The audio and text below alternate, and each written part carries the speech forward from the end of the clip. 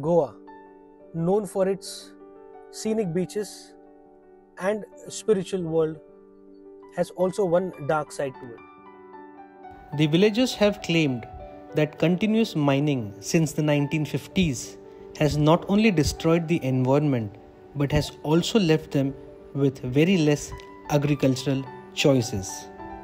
We spoke to the chairman of the temples of Shirgaon and Murgaon, and here is what they have to say.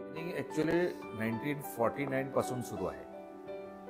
म्हणजे त्या वेळेला mining block जेव्हा पोर्तुगीज सरकारने दिले होतं, हे ब्लॉक म्हणून दिले नव्हते. म्हणजे तेव्हा आमच्या लोकांना काय माहिती पण नव्हतं. आणि इथे ॲक्च्युली जमीन जी आहे ती कोमदाद ऑफ शिरगाव, म्हणजे ह्या गावाचे जे मानकरी आहेत त्यांची कोमदाद आहे. आणि त्या कोमदादची जमीन ह्या 3 मायनिंग ब्लॉकने वापरली होती. 1949 पासून 2012 पर्यंत त्या लोकांनी वापरली होती. पण त्यावेळेला कुठली जमीन कुठे दिलेली आहे याचा कुठेही ठांगपत्ता नाहीये, त्याचा रेकॉर्ड नाहीये. आणि देवस्थानाने पण कुठल्या मायनिंग कंपनीला आपली जमीन दिलेली नाहीये किंवा कोमदादने पण आपली जमीन त्यांना दिलेली नाहीये. 1/14च्या उतार्यावरती जेव्हा 1973 साली आत्ताच्या गव्हर्नमेंटने सर्वे केला तेव्हा फक्त त्यांचं सर्वेला नाव लावून घेतलेलं आहे.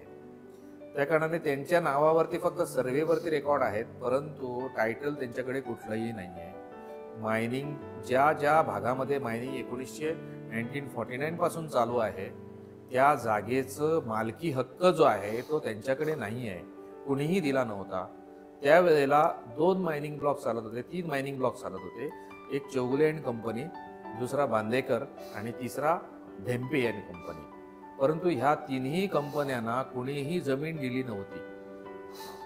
परंतु हा जो सगळा घोटाळा आहे जे 1949 पासून 2012 पर्यंत जो चाललेला आहे तो मायनिंग ब्लॉकचे सगळे जे जमीन जी आहे ती शिरगाव कोमदादची असल्या कारणाने जो ह्या लोकांनी अंधाधुंद मायनिंग केलेलं आहे तर तो पूर्ण घोटाळ्याचं मायनिंग केलेलं आहे.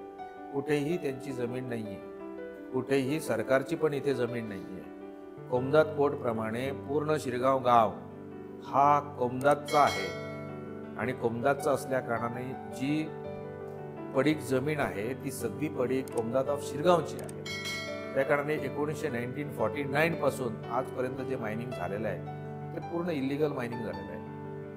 त्या कारणाने आता नवीन ब्लॉक देते वेळी नवीन सरकारने आता सर्वे नंबर अवेलेबल आहेत जे सर्वे केलेले आहेत आणि ज्या सर्वेमध्ये त्यांची नावं लावलेली आहेत, चुकून नावं लावलेली आहेत, तर ते सर्वे ब्लॉक जे आहेत आणि प्लस बाकीच्या गावाची जी प्रायव्हेट प्रॉपर्टीज पण आहेत त्या सगळ्या मायनिंग ब्लॉकमध्ये इन्क्लूड केलेल्या आहेत.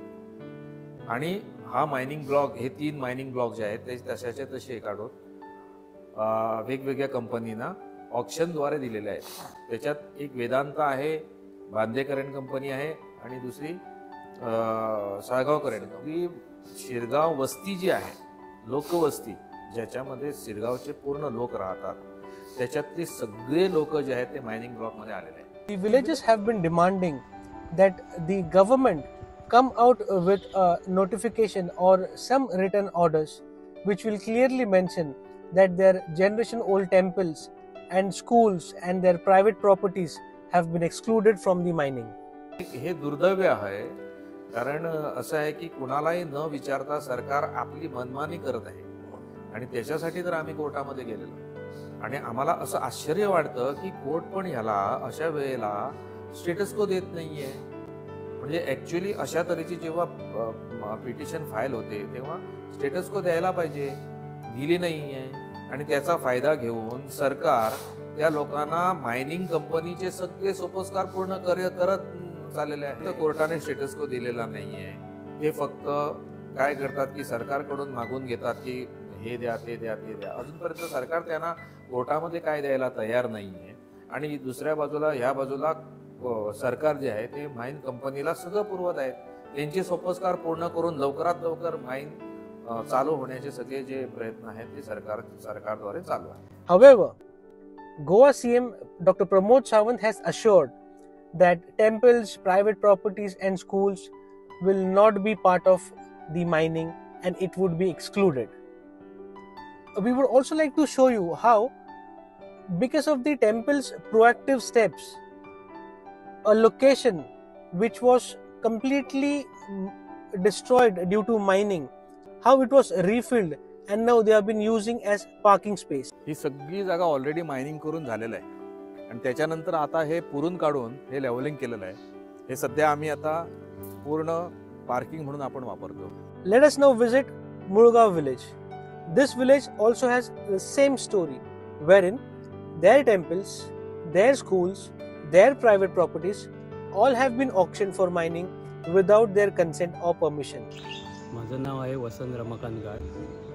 श्री देवी केळबाई देवस्थानचा मी अध्यक्ष आहे. मला वाटतं 6 महिने आम्ही गावातर्फे आमच्या गावाची काय हानी होणार, ज्या कंपनीला हे लीज दिलं आहे, मायनिंग लीज बिचोली ब्लॉकमधून, ती गावाची काय हानी होणार, पुढे येणारी जी पिढी आमची आहे ती कशी मायनिंगमुळे सफर होणार, हे प्रत्येक गोष्टीचा विचार करून आम्ही पंचायतीमार्फत ग्रामसभेमध्ये आमचे जे काही ठराव आहेत, ज्या EC दिला त्या ECला आमचा विरोध कशासाठी आहे हे प्रत्येक वेळी आम्ही ग्रामसभेमध्ये सांगितलेलं आहे.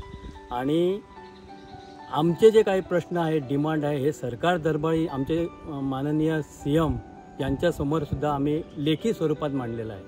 पण आजपर्यंत आम्हाला जे कळलं आहे की आजपर्यंत आमचे जे काही डिमांड आहेत, जे काय आमच्या अटी आहेत, त्या अजूनपर्यंत फुलफिल झालेल्या नाहीत.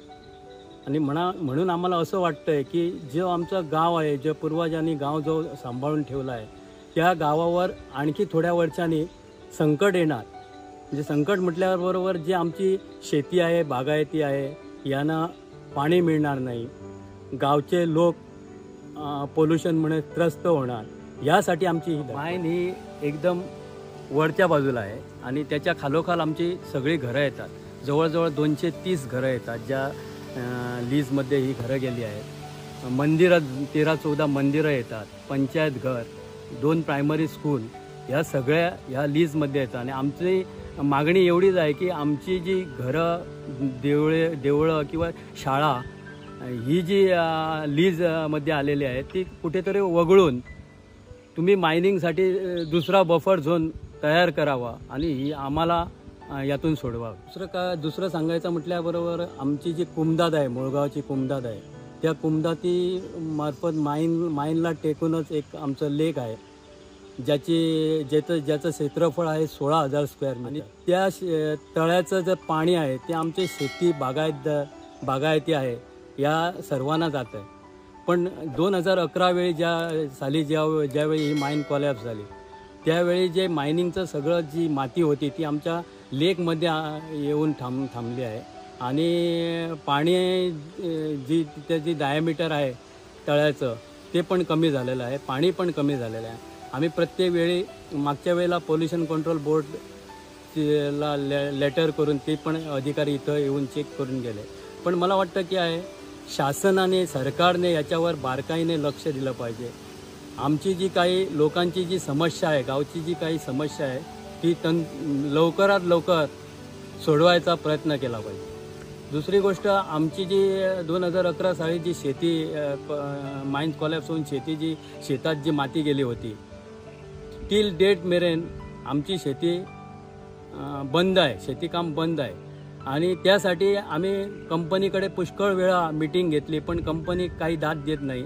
मागच्या वेळेला ग्रामसभेला आम्ही एक ठराव मांडला होता की आमचे जे आमदार आहे चंद्रकांत शेट्टी यांना एक पंचायतीमार्फत लेटर दिलं होतं की आम्हाला आमचे जे काही डिमांड आहेत ते कंपनीचे ऑफिसर, मामलेदार, कलेक्टर यांच्यासोबत एक मीटिंग ठेवावी. पण अजूनपर्यंत त्याच्यावरती काहीच हालचाली झालेल्या नाही. The villages of these two villages, Mulgaon and Shirgaon, are upset that still there has been no assistance from anyone who would officially remove their temples, private properties and schools from the auction lease and help them.